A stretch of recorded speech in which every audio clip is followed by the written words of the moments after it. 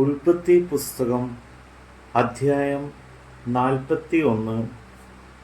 2 സംവത്സരം കഴിഞ്ഞ ശേഷം ഫറവോൻ ഒരു സ്വപ്നം കണ്ടത് എന്തെന്നാൽ, അവൻ നദീതീരത്ത് നിന്നു. അപ്പോൾ രൂപഗുണവും മാംസപുഷ്ടിയുമുള്ള 7 പശു നദിയിൽ നിന്ന് കയറി ഞാങ്ങളുടെ ഇടയിൽ മേഞ്ഞുകൊണ്ടിരുന്നു. അവയുടെ പിന്നാലെ മെലിഞ്ഞും വിരൂപവുമായുള്ള വേറെ 7 പശു നദിയിൽ നിന്ന് കയറി. നദീതീരത്ത് മറ്റേ പശുക്കളുടെ അരികെ നിന്നു. മെലിഞ്ഞും വിരൂപവുമായുള്ള പശുക്കൾ രൂപഗുണവും മാംസപുഷ്ടിയുമുള്ള 7 പശുക്കളെ തിന്നുകളഞ്ഞു. അപ്പോൾ ഫറവോൻ ഉണർന്നു. അവൻ പിന്നെയും ഉറങ്ങി. രണ്ടാമതും ഒരു സ്വപ്നം കണ്ടു. പുഷ്ടിയുള്ളതും നല്ലതുമായ 7 കതിർ ഒരു തണ്ടിൽ നിന്ന് പൊങ്ങി വന്നു. അവയുടെ പിന്നാലെ നേർത്തും കിഴക്കൻ കാറ്റിനാൽ കരിഞ്ഞും ഇരിക്കുന്ന 7 കതിർ പൊങ്ങി വന്നു. നേർത്ത 7 കതിരുകൾ പുഷ്ടിയും മണിക്കരുത്തുമുള്ള 7 കതിരുകളെ വിഴുങ്ങിക്കളഞ്ഞു. അപ്പോൾ ഫറവോൻ ഉണർന്നു. അത് സ്വപ്നം എന്ന് അറിഞ്ഞു. പ്രാതകാലത്ത് അവൻ വ്യാകുലപ്പെട്ടു. മിസ്രയീമിലെ മന്ത്രവാദികളെയും ജ്ഞാനികളെയും എല്ലാം ആളയച്ചു വരുത്തി അവരോട് തൻ്റെ സ്വപ്നം പറഞ്ഞു. എന്നാൽ വ്യാഖ്യാനിപ്പാൻ ആർക്കും കഴിഞ്ഞില്ല. അപ്പോൾ പാനപാത്രവാഹന്മാരുടെ പ്രമാണി ഫറവോയോട് പറഞ്ഞത്, ഇന്ന് ഞാൻ എൻ്റെ കുറ്റം ഓർക്കുന്നു. ഫറവോൻ അടിയങ്ങളോട് കോപിച്ചു. എന്നെയും അപ്പക്കാരുടെ പ്രമാണികളെയും അകമ്പടി നായകന്റെ വീട്ടിൽ തടവിലാക്കിയിരുന്നുവല്ലോ. അവിടെ വെച്ച് ഞാനും അവനും ഒരു രാത്രിയിൽ തന്നെ സ്വപ്നം കണ്ടു. വെവ്വേറെ അർത്ഥമുള്ള സ്വപ്നമായിരുന്നു ഓരോരുത്തൻ കണ്ടത്. അവിടെ അകമ്പടി നായകന്റെ ദാസനായ ഒരു എബ്രായ യൗവനക്കാരൻ ഞങ്ങളുടെ കൂടെ ഉണ്ടായിരുന്നു. ഞങ്ങൾ അവനോട് അറിയിച്ചാറെ അവൻ സ്വപ്നങ്ങളെ വ്യാഖ്യാനിച്ചു. ഓരോരുത്തന് താൻ്റെ സ്വപ്നത്തിന്റെ അർത്ഥം പറഞ്ഞു തന്നു. അവൻ അർത്ഥം പറഞ്ഞതുപോലെ തന്നെ സംഭവിച്ചു.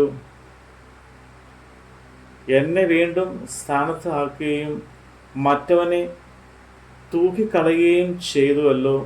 ഉടനെ ഫറവോൻ ആളയച്ച് യോസഫിനെ വിളിപ്പിച്ചു.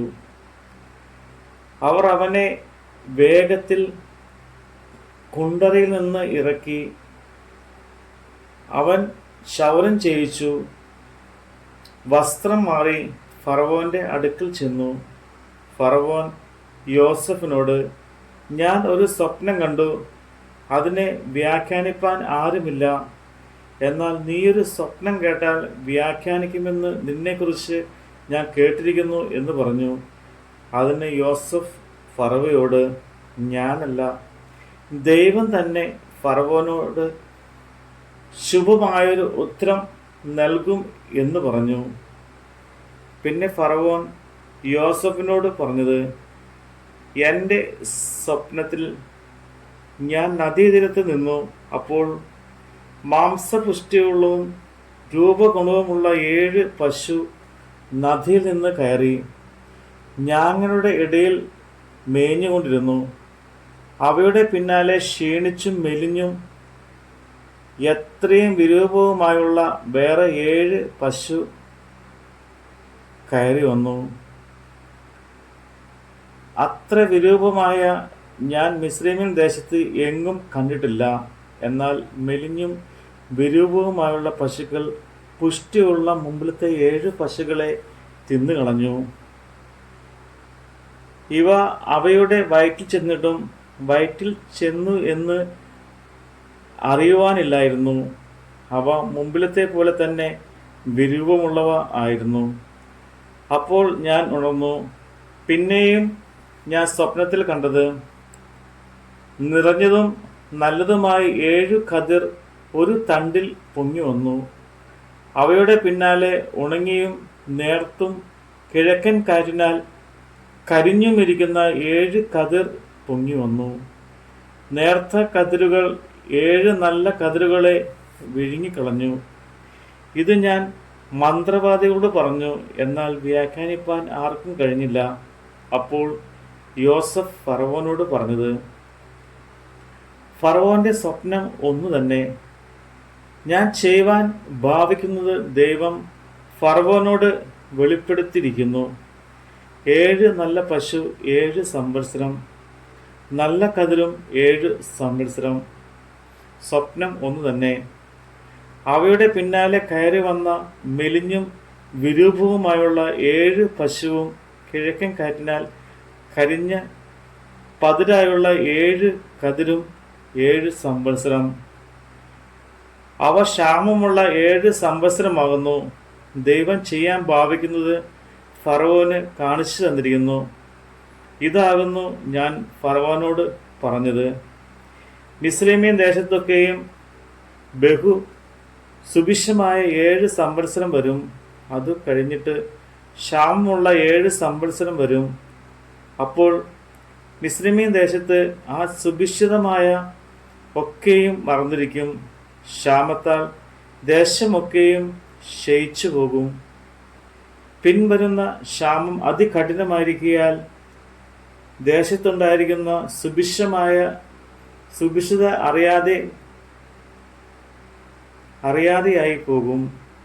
ഫറവോന് സ്വപ്നം 2 വട്ടം ഉണ്ടായ കാര്യം ദൈവത്തിൻ്റെ മുമ്പാകെ സ്ഥിരമായിരിക്കൊണ്ടും ദൈവം അതിനെ വേഗത്തിൽ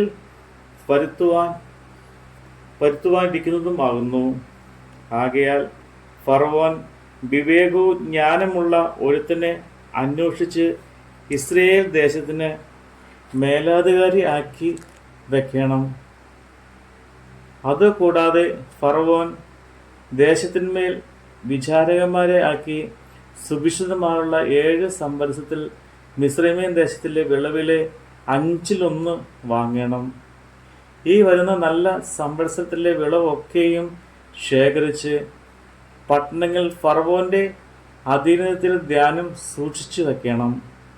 ആ ധാന്യം മിസ്രൈമ്യൻ ദേശത്ത് വരുവാൻ പോകുന്ന ക്ഷാമമുള്ള 7 സംവത്സരത്തേക്ക് ദേശത്തിന് സംഗ്രഹമായിട്ടായിരിക്കണം. എന്നാൽ ദേശം ക്ഷാമം കൊണ്ട് നശിക്കുകയില്ല. ഈ വാക്ക് ഫറവോനും അവൻ്റെ സകല ഭൃത്യന്മാർക്കും ബോധിച്ചു.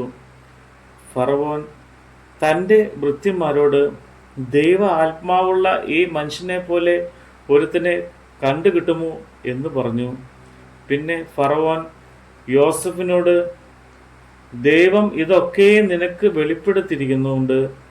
നിന്നെപ്പോലെ വിവേകവും ജ്ഞാനവുമുള്ളവൻ ഒരുത്തനുമില്ല. നീ എൻ്റെ ഗൃഹത്തിന് മേലധികാരിയാകും. നിന്റെ വാക്ക് എൻ്റെ ജനമൊക്കെയും അനുസരിച്ച് നടക്കും. സിംഹാസനം കൊണ്ട് മാത്രം ഞാൻ നിന്നേക്കാൾ വലിയവനായിരിക്കും എന്ന് പറഞ്ഞു.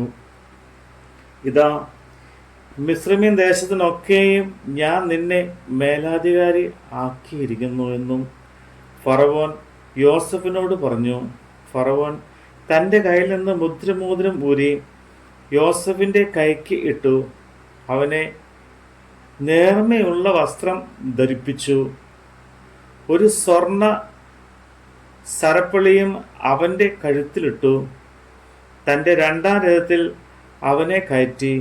മുട്ടുകുത്തുവീൻ എന്ന് അവൻ്റെ മുമ്പിൽ വിളിച്ച് പറയിച്ചു.